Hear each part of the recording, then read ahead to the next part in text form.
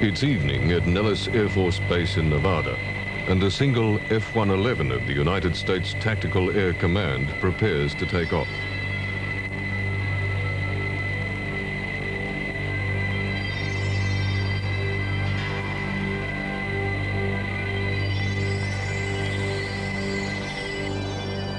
Okay, canopy's closed and latch. Latch check my score.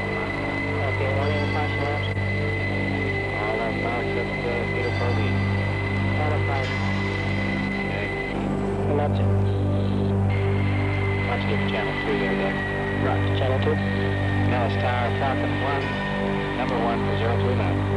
Falcon 1, cleared for takeoff at 03 left. Wind 010 at 8 knots. Latch Tower, understand, cleared on and on.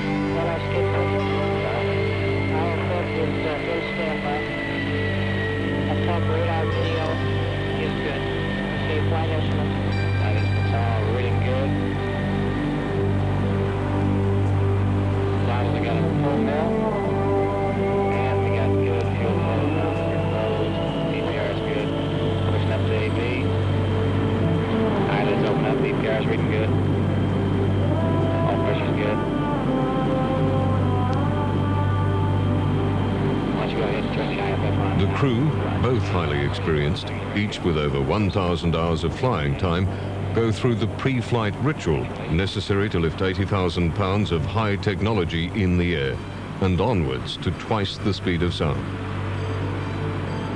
To these airmen, it's just a matter of controls, instrument checks, and radio communication. Predictable, orderly, and routine.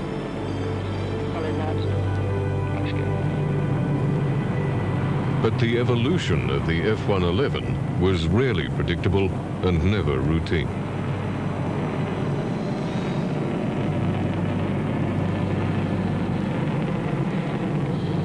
Okay, gear coming up. This aircraft's origins go back to the late 1950s, at which time the US Air Force was divided into several major air commands.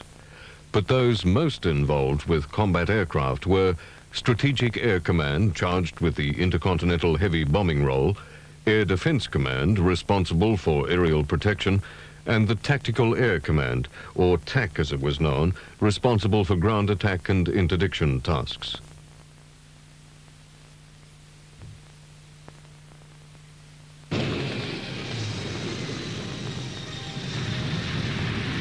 By 1958, Tactical Air Command was employing F-105 Thunder Chiefs built by Republic Aviation, a company which had produced aircraft for the ground attack role since World War II.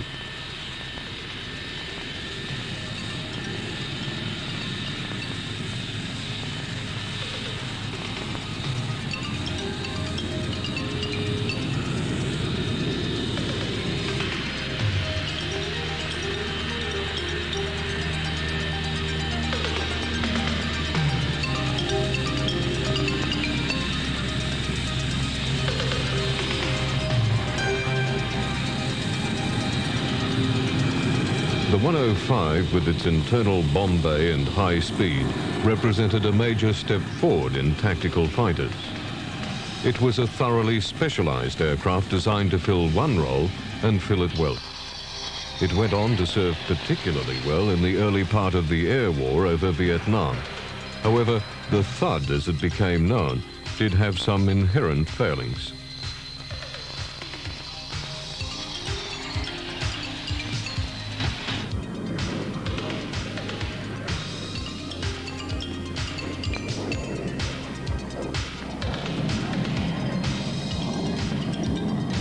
It had a limited range, which encouraged it to be flown at altitude, thus making it vulnerable to enemy radar-aimed missiles. Okay, I got it there.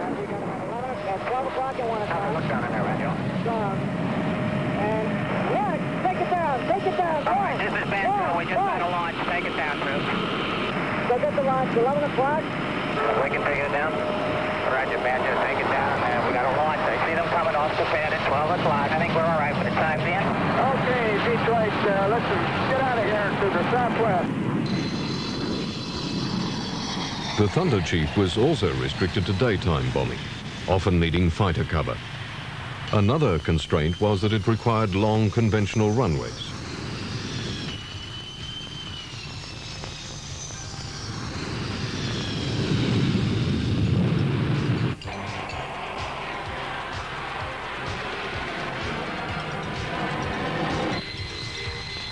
Knowing the long lead time to develop modern warplanes, as the 105 was entering service, TAC was already forming requirements for a replacement, the TFX project.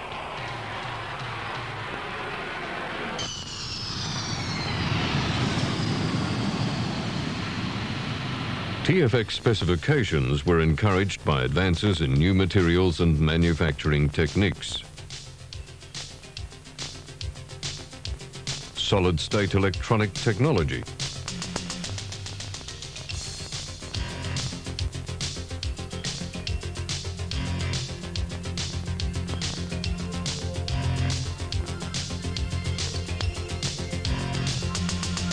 turbofan engines utilizing afterburners for extra power.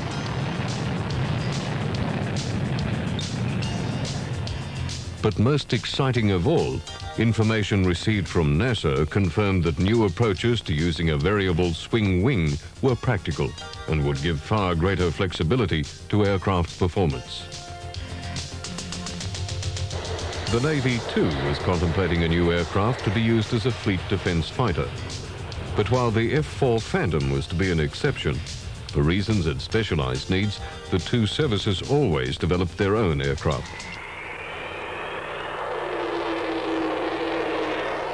A trend that possibly would have continued were it not for the appointment in 1961 of Secretary for Defense McNamara. Robert McNamara was nothing if not a pragmatist. A former vice president of the Ford Motor Company, he arrived at the Pentagon determined to dispose of bureaucratic duplication and waste, only to be confronted with the Air Force's TFX and the Navy's fighter aircraft requirements. Despite strong objections from both Air Force and Navy staff, McNamara insisted on a policy of commonality, and submissions were called for from the industry for one basic design suitable for use in both services. In January 1962, after several competitions, the Pentagon reduced the field to two possible alternatives. Boeing's 818 model, while favored by both services, did not have a sufficiently high commonality content and would have employed engines that at the time were still on the drawing board. The other alternative was a joint venture from General Dynamics as the principal contractor, supported by the Grumman Corporation. Their design did offer a very high level of common ingredients for both services. In fact, the only major components to differ were the undercarriage, the wing length, and the nose. These are mock-ups of the two different nose designs.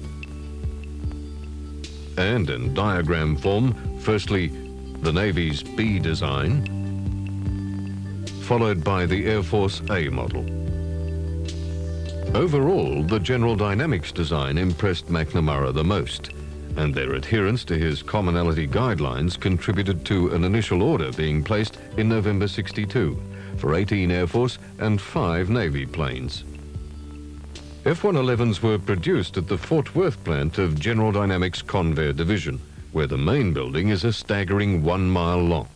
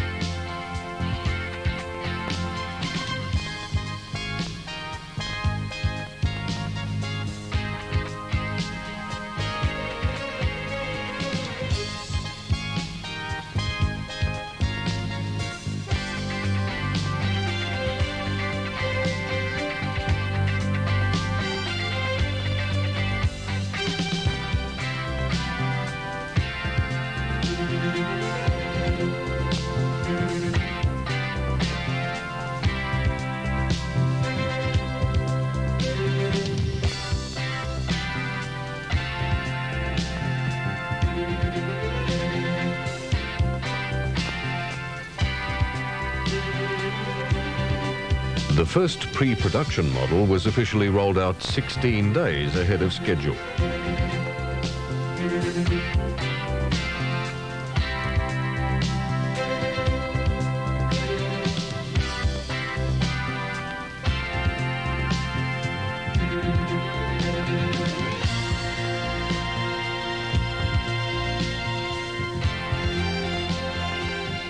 "25 months after the contract was signed, the first F-111, an Air Force version, took to the air. Typically, the F-111's design embraced many features, some used for the very first time on any aircraft anywhere. One of these was a crew capsule that could be jettisoned in an emergency as a complete unit clear of the main fuselage by the use of rockets. This could be done at any speed, at any altitude, or even from below water. And after it has landed or surfaced, the capsule could act as a survival shelter.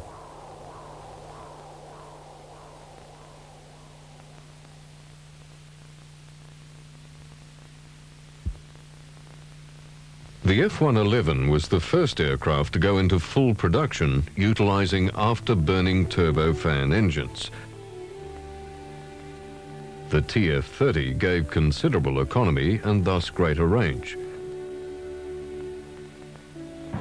And the afterburners were available for takeoff and extra speed. Still more range was built into the General Dynamics design by utilizing every possible area available for fuel storage.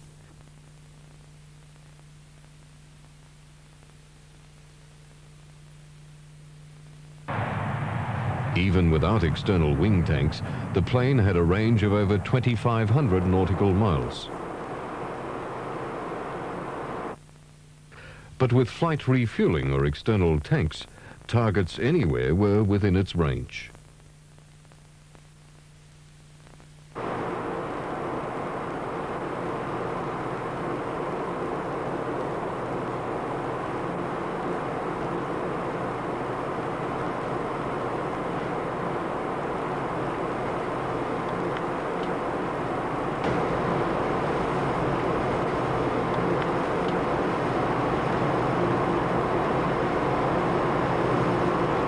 When no external fuel was carried, all of the wing points were free to lift an enormous array of ordnance, and this on top of the considerable internal bomb bay load.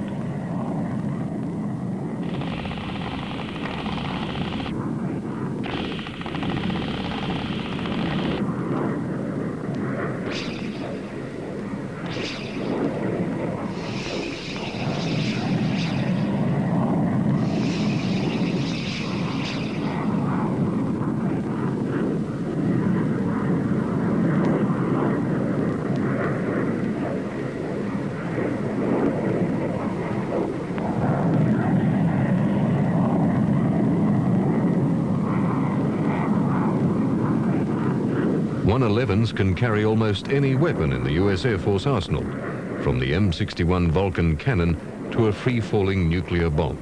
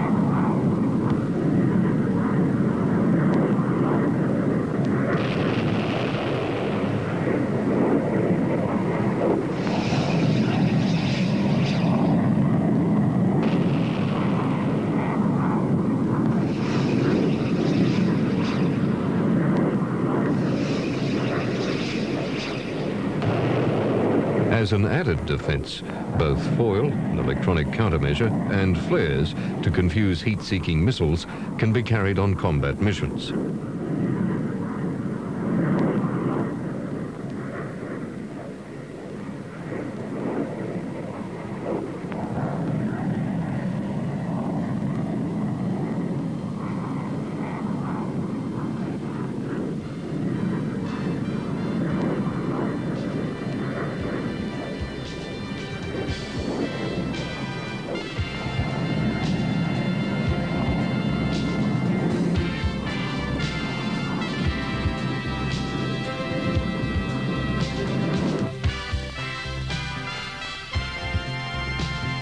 One of the original requirements of the TFX project was that the design should allow for landing on short makeshift runways. And to enable such a heavy plane to do this, General Dynamics designed the high flotation variable terrain landing gear.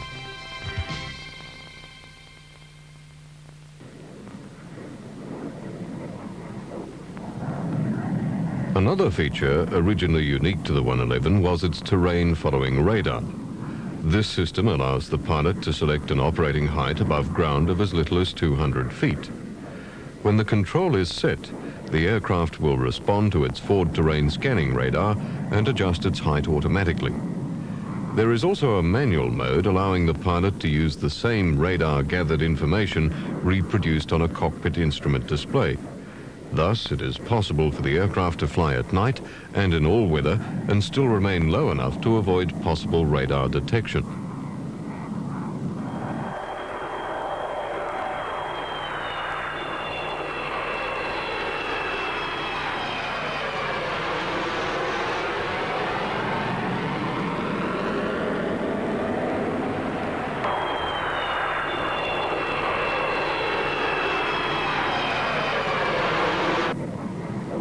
But the 111 will most certainly be remembered above all as the first production aircraft to employ variable sweep wings. The history of the swing wing really goes back to the Second World War, when Messerschmitt produced several designs and actually built the P1101. It never flew, but much of the design was used in the American Bell X-5 built after the war.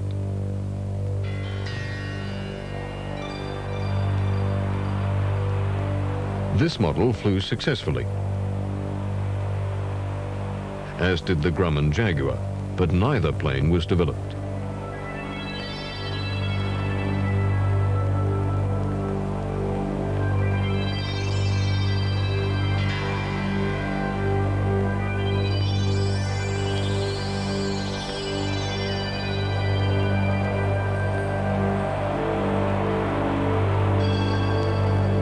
For high-speed flight, the 111's wing could be swept back to form a delta configuration.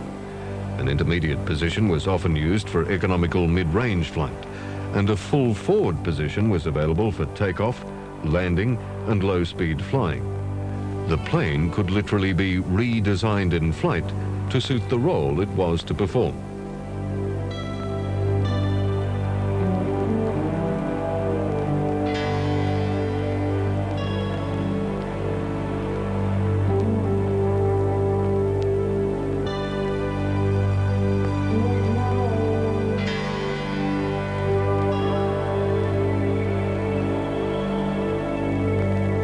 Not only had the Fort Worth team to design a wing that could adjust its angle, but also within that surface, flaps, slats and fuel, together with their operating mechanisms, had to be accommodated. To enable the forward slats to function, this glove would open, and it also acted as an airfoil.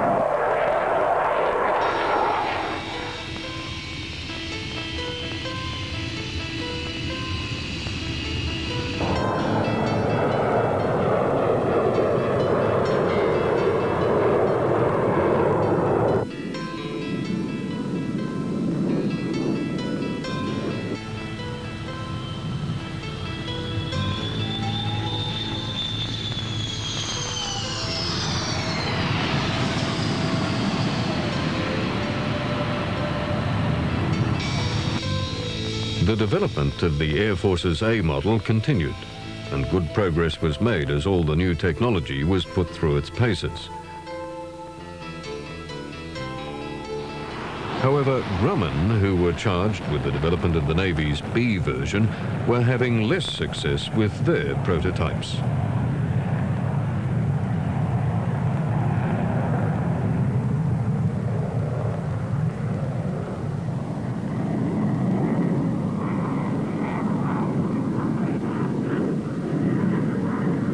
Given McNamara's commitment to commonality, the Navy had little choice but to accept the B version of the F-111, or at least the prototypes. The first of the prototypes used much the same parts as the A model. However, for successful carrier use, lighter planes were required. Two hideously expensive weight reduction programs did not reduce the B model by the required 20,000 pounds. And along the line, the resultant modifications had radically reduced the commonality factor.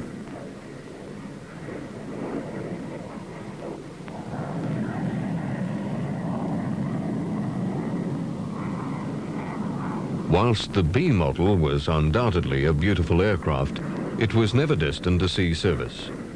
And in July 1968, the Navy's Total 111 program was abandoned, and Grumman was allowed to continue on with its successful F-14 Tomcat.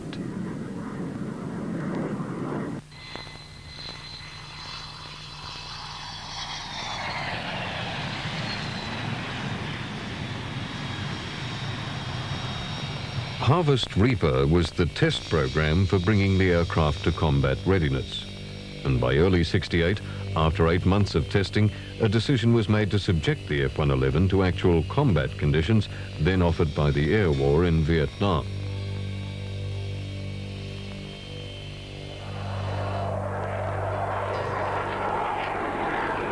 Six aircraft from the 474 Tactical Fighter Wing were deployed from Nellis Air Force Base to Thailand.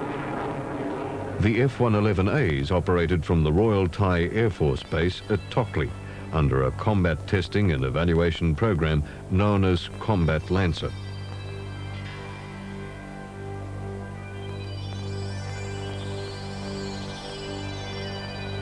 From this location, they were well within easy access of targets in Vietnam.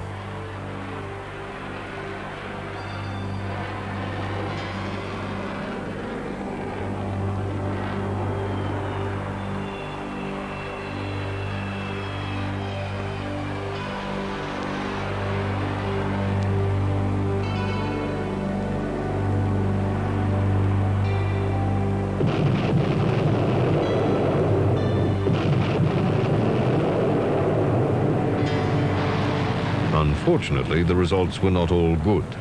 Within 2 weeks, 2 planes were lost without trace. Less than a month later, another 111 went down. But this time, the crew ejected and the wreckage was found and examined.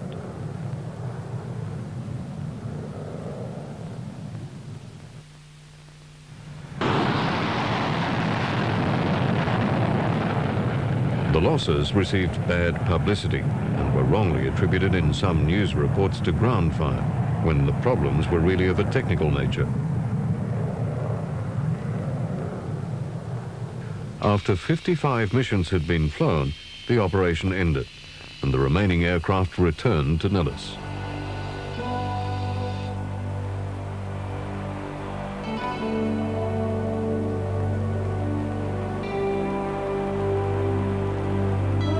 The losses in Vietnam were traced to a failure in the mechanism of the plane's massive horizontal stabilizer.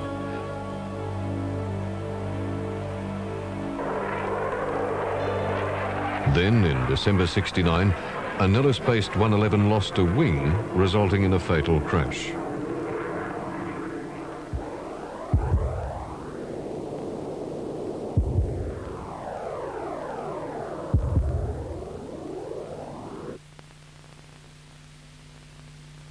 All flying 111s were grounded while the program was placed under intense scrutiny.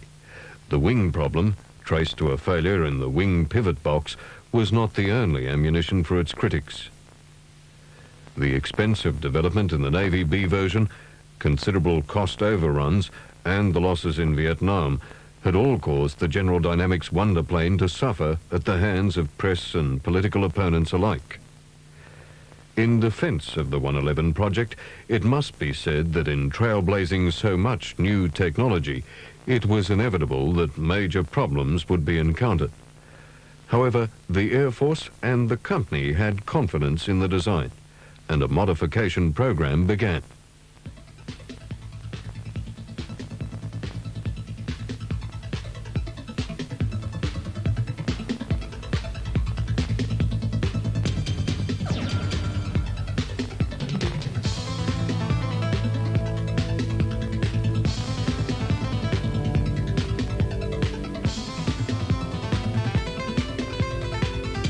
During the 111's long evolution, very few external changes are noticeable.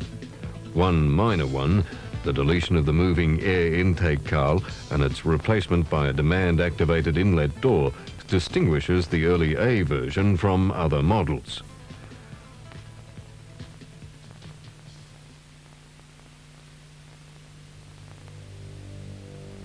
By the time the modification program was complete, the 111 stood a near-perfect airplane. TAC used 4 different strike versions of the F-111. Externally, they are almost identical, but they varied considerably in cost due to the electronics packages used. Apart from TAC, the Strategic Air Command, looking for a replacement to offset the loss of its older B-52s and the B-58 Hustlers, employed 76 FB-111s as strategic bombers.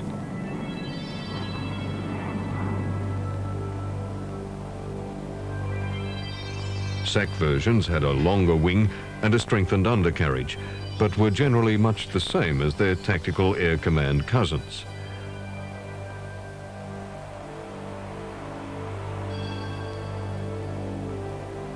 Thus, the 111, once designated a fighter, now flies alongside later B-52s as part of the US nuclear deterrent force.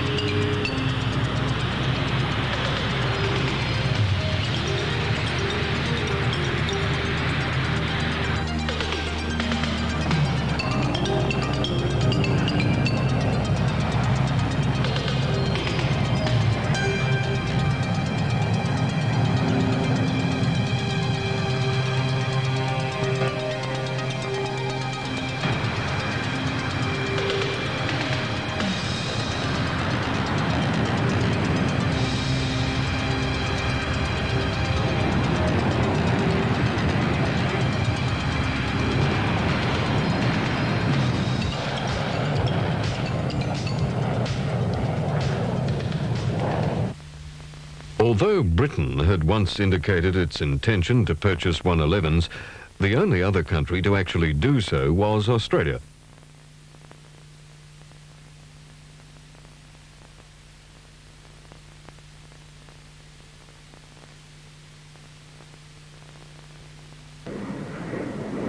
The Royal Australian Air Force, in a brave move, ordered 24 F-111s straight off the drawing board.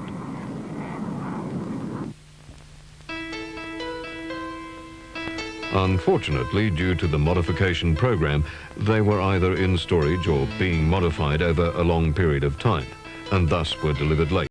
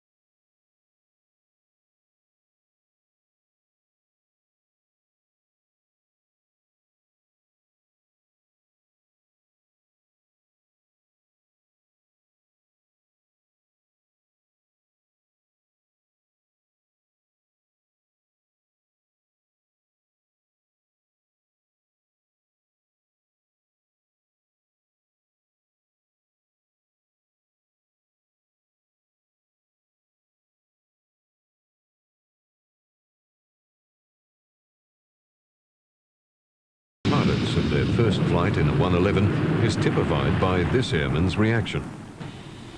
That flight was pretty exciting, as you imagine, the takeoff in my heart and my lungs and in my throat and big quiver up my spine, but it was really exciting. Can't compare. We lit the afterburners and away it went. It just took off, and it was a fantastic feeling.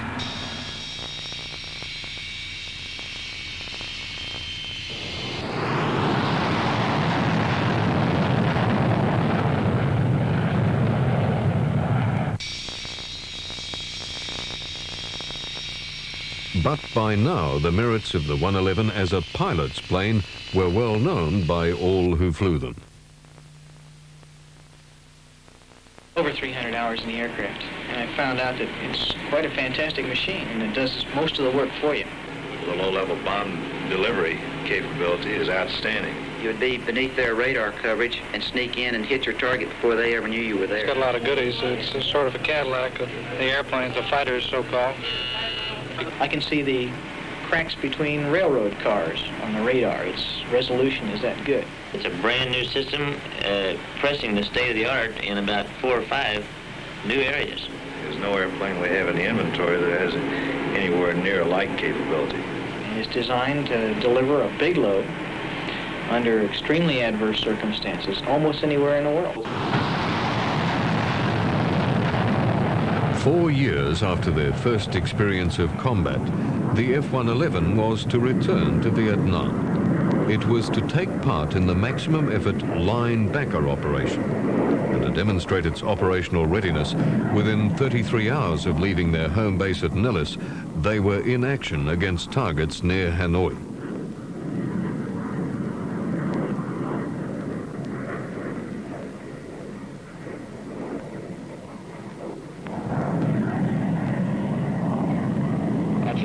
This time, the results were very different. Flying alone or in pairs, planes of TAX 474 wing notched up 4,000 successful sorties in 6 months. Okay, you gotta fly up on the left and the right. Okay, cage coming up. Okay, going back to standby. And I'll check out the autopilot here. Go ahead on into altitude, hold, and heading nav, and engage the autopilot. Working good. Okay, we're coming up on our entry point at about 5 miles. We'll be turning right to a heading of 101. Okay, coming right here. I'll go out and back and bypass on the radar altimeter. Put the left channel and TF, and we'll put the right channel over to the situation. Okay. Ready to start on down deck? Roger. Okay, auto TF, starting down.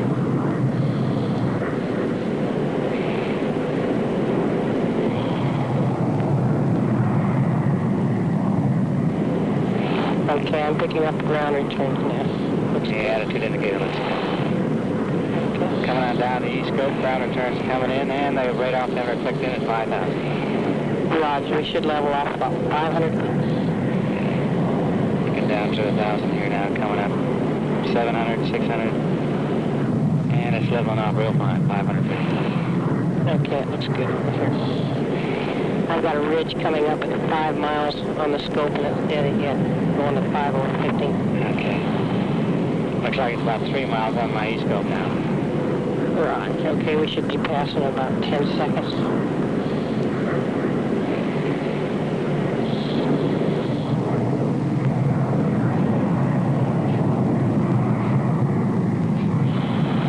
Okay, I'm going to target, and we're in target, and I'm picking up returns. It looks good. Crosshairs are falling good. Got the captain's mark.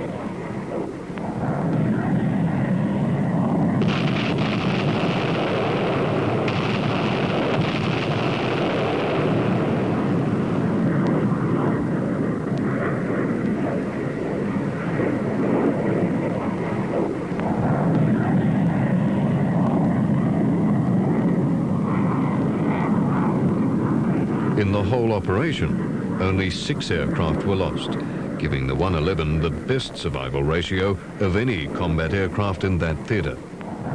By the time they returned, criticism of the 111 was silenced forever.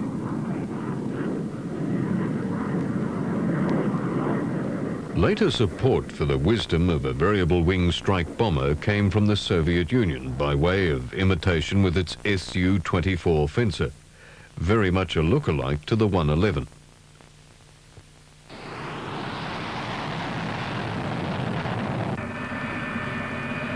Two major modifications have dramatically increased the 111's potential. One was undertaken by Grumman, GD's original partner responsible for the Navy's B model. Now, with the EF-111 Raven project, they were to enjoy considerably more success.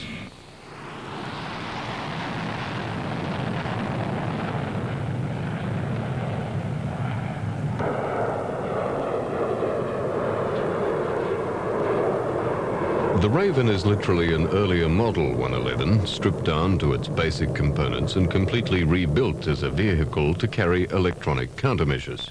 In these aircraft, the second crew member is an electronic weapons operator who uses the complicated electronic countermeasures to disrupt enemy radar, thus providing a curtain for other attacking aircraft.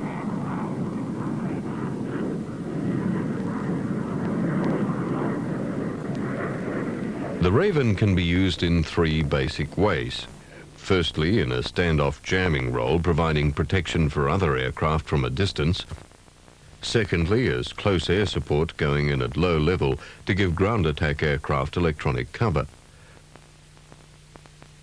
And finally, EF-111's deep penetration of hostile airspace, along with an attacking force to jam enemy radar.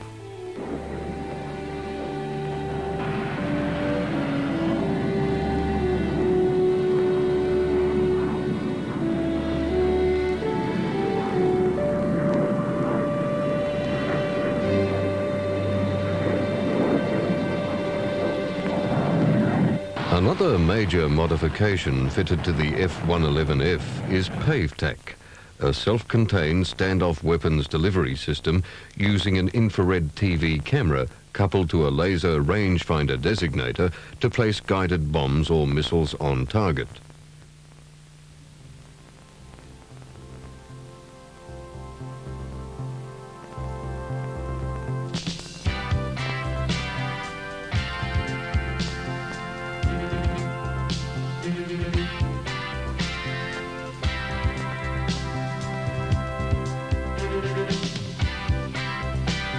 PaveTac components are fitted at locations throughout the aircraft.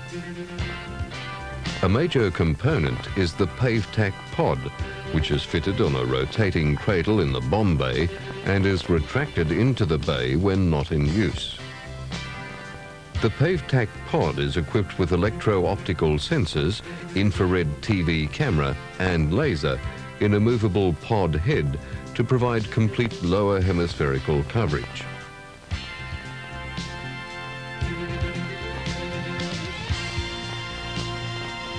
The target is tracked on radar and steering corrections are made.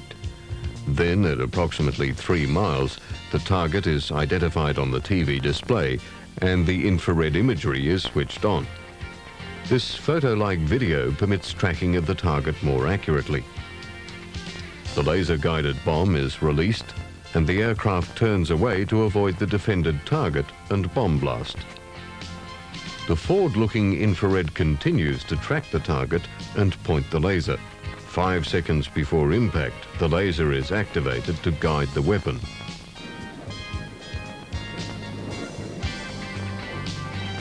Here you are looking at an actual AGM Maverick missile launch.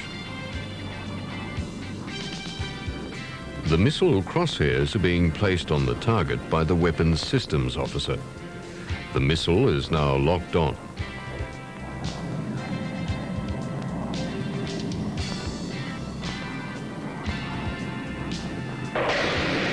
When it is launched, the TV video will disappear, and the PaveTac infrared video will be used to aim, track, and determine the effectiveness of the weapon.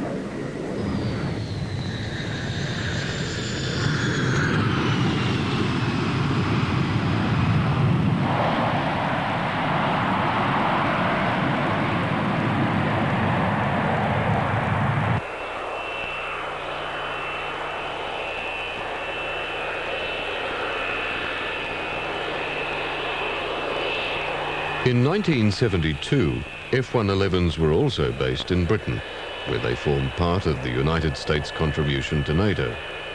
This is a D model of 27 TAC wing, and if you look closely, you will see the double C on the tail, denoting that this plane was previously stationed at Cannon Air Force Base in New Mexico.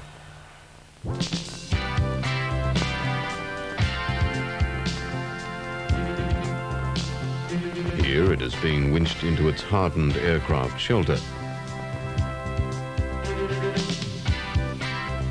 Now, EF Ravens are also based in Britain.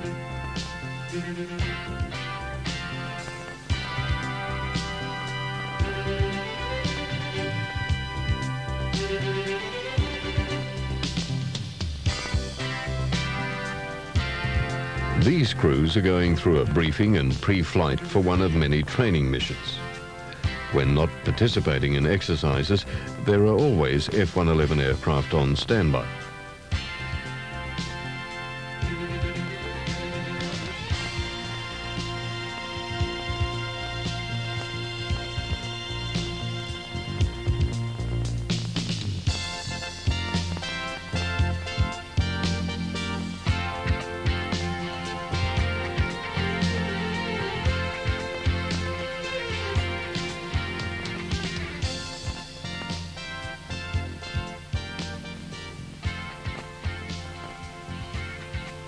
On April 14, 1986, F-111s of the 48th Tactical Fighter Wing left RAF Lakenheath, not for an exercise, but as part of the American strike mission against Libya.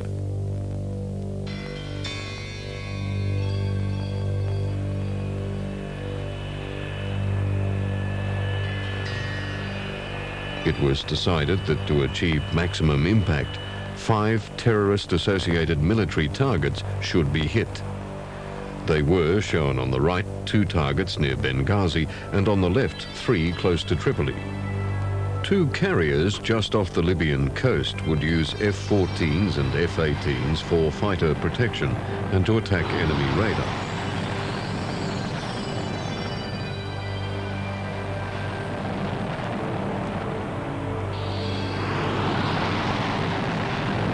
A-6s and A-7s would combine as a bomber and electronic countermeasure force, and an E-2C would control the entire operation, which would also require F-111s based in Britain to attack the targets in Tripoli.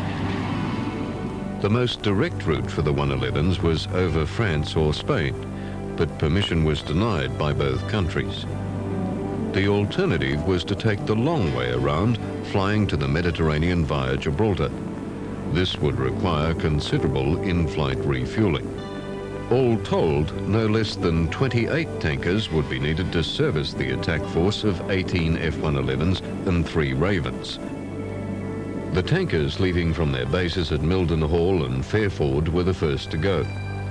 In the early evening, they would wait for the F-111s from Lakenheath and Ravens from Upper Heyford to rendezvous.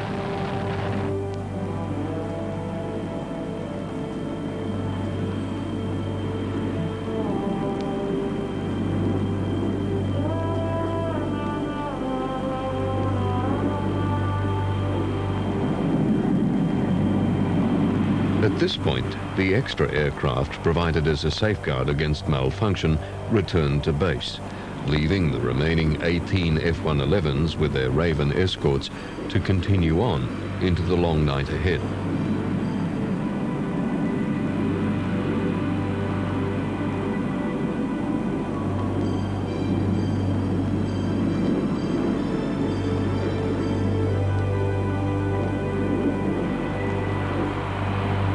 Twice over the Atlantic and twice over the Mediterranean, tankers refueled the 111s on the way to their targets.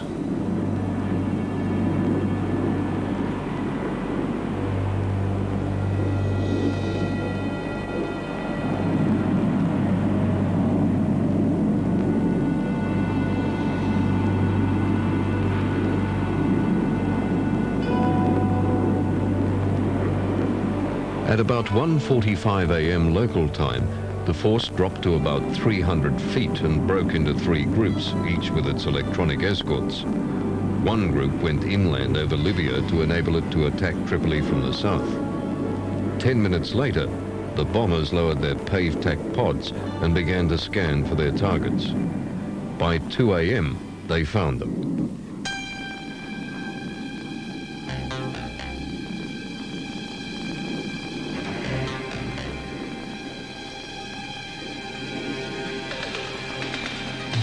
Here, an aircraft identifies its target, a military compound which is next to the tent of the Libyan leader, Colonel Gaddafi. You can actually see the tent posts through the dark of the night.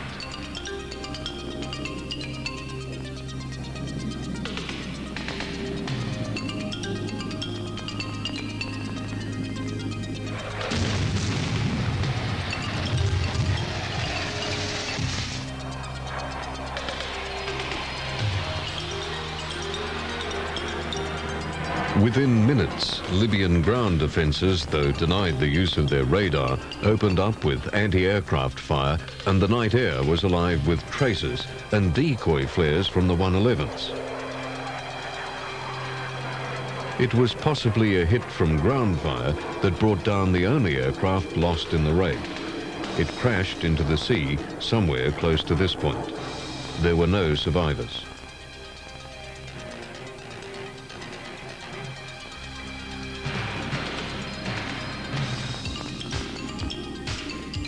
Whilst another group was attacking a port facility, this group attacked the military section of Tripoli Airport. You can see 9 bombs 60 feet apart about to hit Russian-built transports. The picture flips as the plane passes over its targets. The film is shown here again with the picture turned right side up. In just 11 minutes, the raid was completed, and the 111s returned to their waiting tankers to be refueled twice on the return trip. But a malfunction in one aircraft caused it to land at Rota in Spain, shown here as a white spot.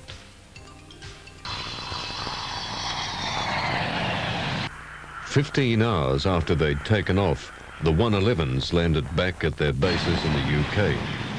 Despite the loss of one aircraft, the raid was considered a major success for the US combined forces.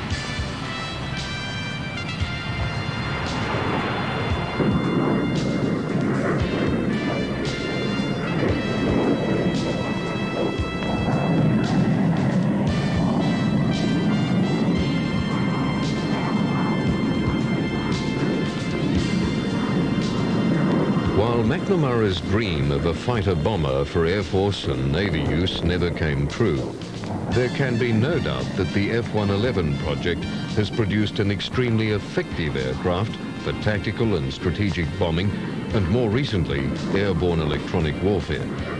Its second involvement in Vietnam and the Libyan raid particularly demonstrated that this superb aircraft, with its swing wing for low-level penetration and massive weapons load, has more than vindicated the original production design.